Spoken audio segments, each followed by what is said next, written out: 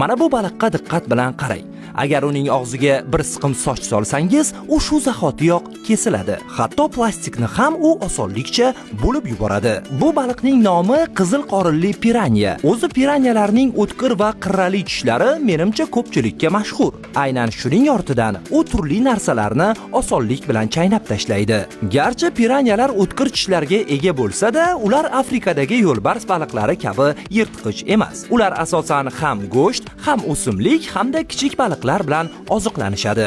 Biologlar piranyalar bilan birga suzgan tajribalari shuni ko'rsatdiki, ular insonlarga hujum qilmaydi. Qizil qorinli piranyalar ko'pincha Amazon daryosi havzalarida uchraydi. Ularni iste'mol qilish bilan birga bezak baliqlari sifatida ham saqlashadi. Shuningdek, ularni gul hamda qush bozorlarida ham topish mumkin.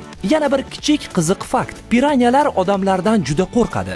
Agar ular kamchilik bo'lsa, o'zimizni tilda aytadigan bo'lsam, ular shunchaki to'dasiga ishonadi. Agar ular ko'pchilik bo'lsa, sizga hujum qilish xavfi katta. Lekin agar ular kamchilik bo'lsa, sizdan qo'rqib o'lib qolishlari ham mumkin ekan.